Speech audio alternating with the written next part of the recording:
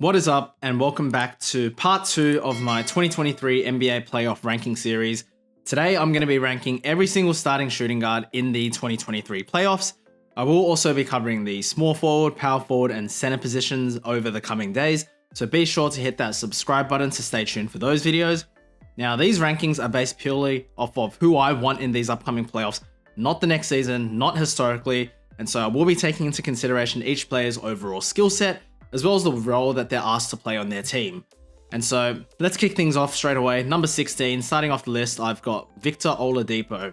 And it is sad to see Oladipo's career derailed by injuries, really. At this stage right now, his role is to really just hound the opposing ball handlers on the defensive end, which, if we're being honest, he had a lot of success, last postseason defending against Jaylen Brown and Jason Tatum and forcing them into a lot of turnovers.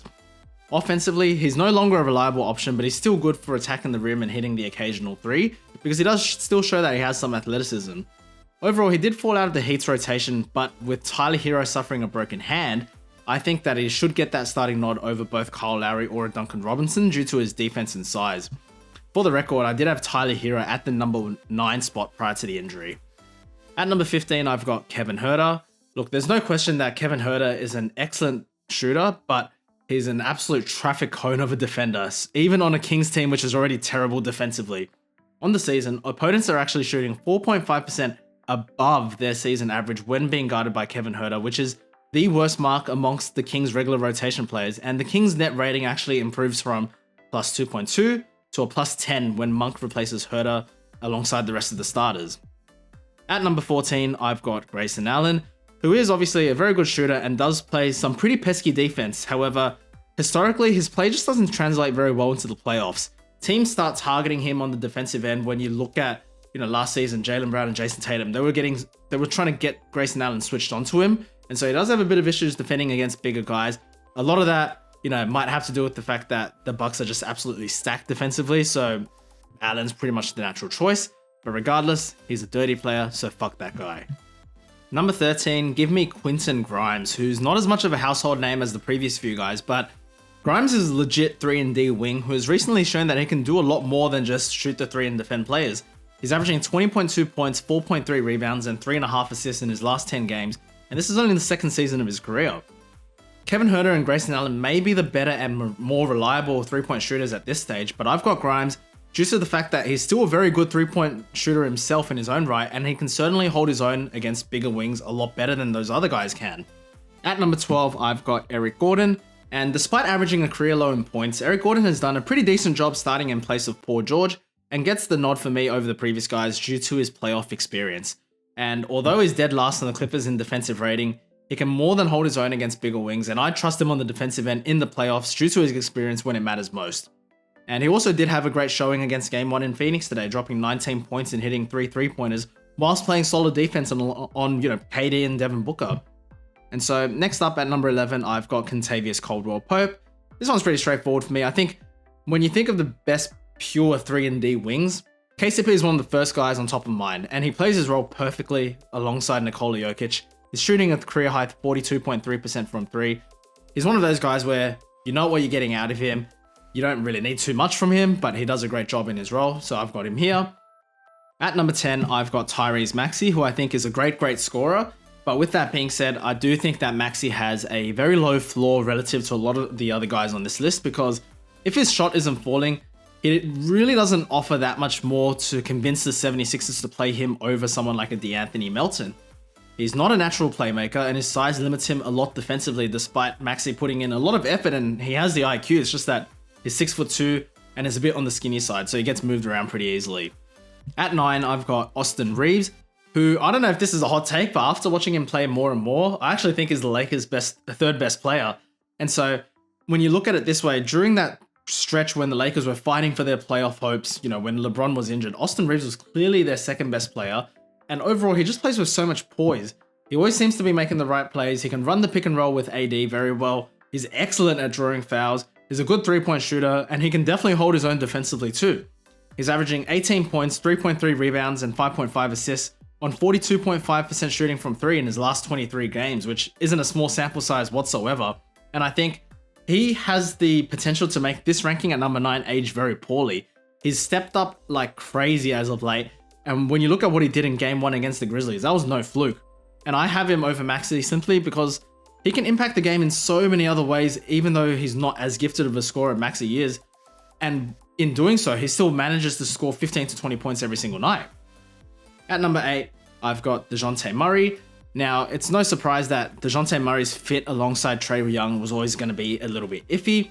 The Hawks have disappointed this season as a whole, but I don't think you can blame it entirely on that Trae Young, DeJounte Murray backcourt. There's a lot of question marks in that team, and I'd actually be interested to see how well they do next season with the full off-season of Quinn Snyder leading the helm.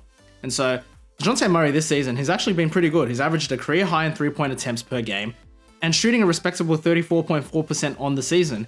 However, he has slumped to end the season, only shooting 23.5% in his last 20 games. Regardless, he's still a fantastic defender, he's a great playmaker, excellent rebounder for the point guard position, shooting guard position now in these rankings, now that he's playing along Trae Young, and is a consistent scorer, scoring 15 plus points in 60 out of the 74 games that he did play.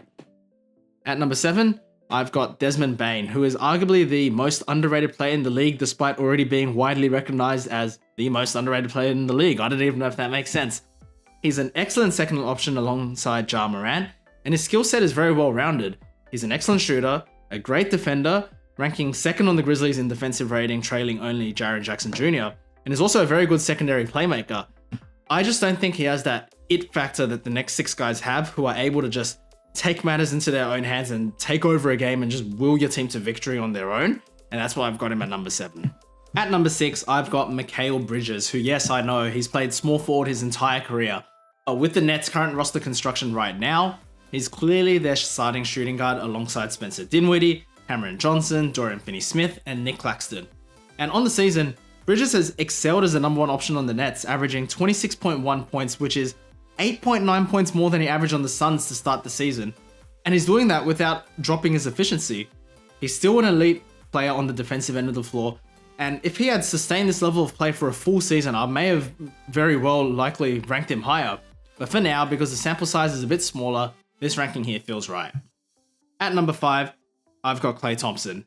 There isn't too much to explain here. You know what you're getting out of Klay, and he's played great all year. And he's actually set a career high for himself in 3-pointers made in the season with 301. Obviously, the majority of Klay's offense comes from assists in the Warriors' ball movement heavy system, but sometimes I do think he gets a little too trigger happy and he just chucks up shots without thinking twice. He also doesn't have the ability to just put the ball on the floor and get you a bucket the way that the next 4 guys I have are ranked above of him. And defensively, although I still think he's a good defender at this stage of his career, he's clearly lost some of that lateral quickness which made him elite during those dynasty years, obviously due to tearing his ACL and then rupturing his Achilles. At number 4, I've got Anthony Edwards, who is one of the most entertaining players to watch on the offensive end, and defensively, he's becoming tremendously underrated, and I think he actually put on a defensive masterclass against the Pelicans in one of the most important games of the season when it came to playoff seeding. And so I'd even go as far as to say that he's a very, very, very good defender, borderline elite. He still has a lot of work to do when it comes to his playmaking and decision-making, because he is averaging 4.4 assists to 3.3 turnovers, which is a pretty bad ratio. But when you look at the way this Timberwolves roster is built and what's happened over the duration of the season, I don't blame him. You know, they lost Karl Anthony Towns for a big chunk of the season. They traded 3 role players and a few other picks, and, you know, Walker Kessler obviously for Rudy Gobert. And then they had to trade away D'Angelo Russell to get a 35-year-old Mike Conley for the sake of making that Gobert trade look a bit better. It's just been a hot mess. But overall, Anthony Edwards has been that stabilizing factor for the T-Wolves.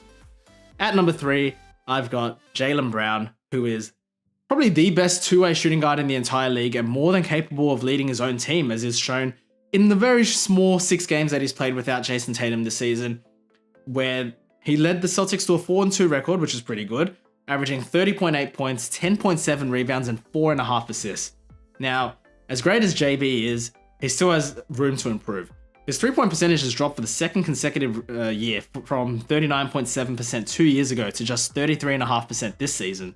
What's more glaring, however, is probably Brown's playmaking, averaging 3.5 assists to 2.9 turnovers. And, you know, this has been an issue with Jaylen Brown the past few seasons, and he's shown little to no signs of improvement. Another issue which has been very well documented is Brown's inability to consistently break down excellent point of attack defenders, which have resulted in him often dribbling into a crowd and turning the ball over, and he's still very prone in doing that. But with all that being said, JB is still the third best shooting guard in the league by far, and you can make a very strong argument that he's closing in on the top 2 or even belongs in the top 2. And so it's pretty needless to say that the top 2 shooting guards in the playoffs right now for me are Devin Booker and Donovan Mitchell. And overall, these 2 guys are very, very neck and neck, and I'd be interested to see how you guys rank them. So make sure to drop a comment in the comment section down below. I don't think you can really go wrong either way. And if I'm being honest, it took me a very long time of going back and forth to decide who was number 2 and who was number 1. But at number 2, I've got Devin Booker.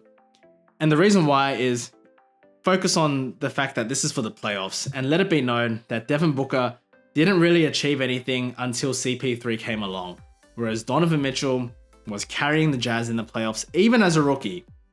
Booker, I will admit, is the more well-rounded player in comparison to Mitchell, especially defensively, which his 4-inch height advantage over Mitchell plays a huge role in that. Mitchell, I think, is the better finisher at the rim and much better at creating his own 3-point shot, but I think Booker has the edge in most or almost every other category. He's not as ball dominant as Donovan Mitchell and can fit in a lot more seamlessly with other ball dominant stars, especially if you just look at this current Phoenix Suns roster construction. Whereas I feel like Donovan Mitchell is someone who needs the ball in his hands a lot more. I felt like right now, if you swap Devin Booker and Donovan Mitchell, so if you put Booker on the Cavs and Mitchell on the Suns, I think both teams actually get worse. And so, number 1, Donovan Mitchell, he's a playoff winner, man. And individually compared to Booker, he's done a lot more in the postseason with a lot less, leading the Jazz to the playoffs every single year while stepping the F up and further elevating his play despite being the only real offensive threat on any of those Jazz teams. And before you guys come at me and say, Booker's made the finals, yes, I'm talking about individually, before CP3 came along for those Devin Booker teams. Because if you look at those teams that Mitchell was leading, they weren't very great either on paper.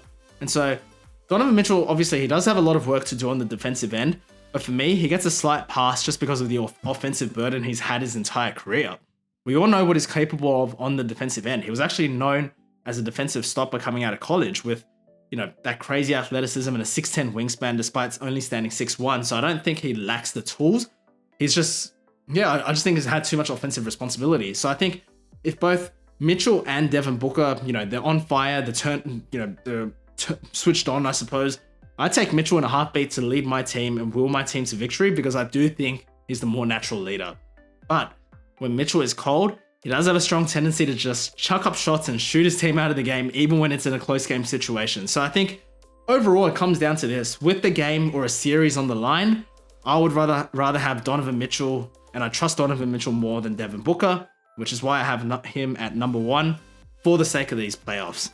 But regardless, I don't think you can really go wrong with either one of them. And there you have it. That's my rankings for all the shooting guards going into the 2023 NBA playoffs. Let me know what you guys think in the comment section below. Be sure to subscribe to stay tuned for small forward, power forward, and center. Thank you very much for watching, and as always, I'll see you guys in the next one.